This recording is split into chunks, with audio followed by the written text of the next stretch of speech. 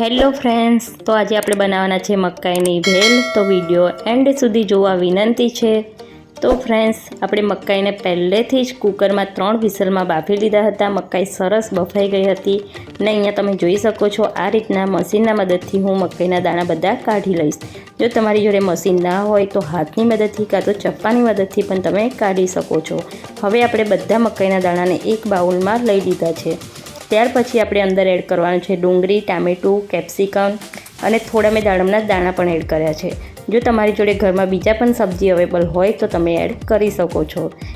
ડુંગળી, ટામેટું એવું સુધારીને રાખ્યું હતું એ હવે આપણે મકાઈના દાણામાં એડ કરી લઈશું। ત્યાર પછી આપણે અંદર એડ કરવાનું છે મીઠું। મીઠું આપણે સ્વાદ અનુસાર એડ કરીશું। આમ તો બધા મસાલા આપણે ટેસ્ટ અનુસાર જ એડ કરવાના છે, કારણ કે બધાનો ટેસ્ટ અલગ હોય છે।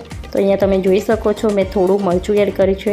ત્યાર પછી આપણે ચાટ મસાલો એડ કરવાનો છે અને હવે આપણે એડ કરવાનું છે લીંબુ। જો તમારી જોડે લીંબુ ના હોય તો આમચૂર પાવડર હોય તો આમચૂર પાવડર પણ એડ કરી શકો છો।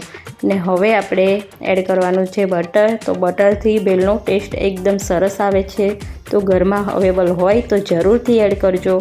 ને હવે આપણે મસ્ત નાના છોકરાને ભાવતું ચીઝ અંદર એડ કરવાનું છે। તો અહીંયા તમે જોઈ શકો છો મેં ચીઝ એડ કર્યું છે અને ચીઝ નાના છોકરાને બહુ પસંદ હોય છે એટલે મેં એડ કર્યું છે, કારણ કે નિયતિને, લકીરાજને ચીઝ વધારે ભાવે છે।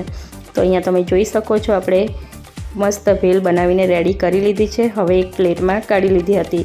ત્યાર પછી બધું હવે આપણે મિક્સ કરી લઈશું ને હવે આપણે અંદર એડ કરી છે સેવ। તો અહીંયા તમે જોઈ શકો છો ઝીણી સેવ મેં એડ કરી છે અને ભેલ જોતાં જ મોઢામાં પાણી આવી જાય એવું બની છે મસ્ત।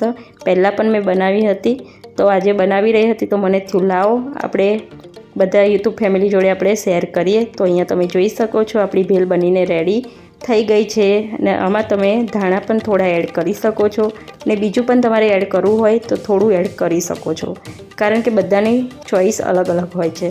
ત્યાર પછી અહીંયા તમે જોઈ શકો છો નિયતિ, લકીરાજ ભેલ ખાવા માટે બેસી ગયા છે। નિયતિ કહે છે મસ્ત બની છે, બાય।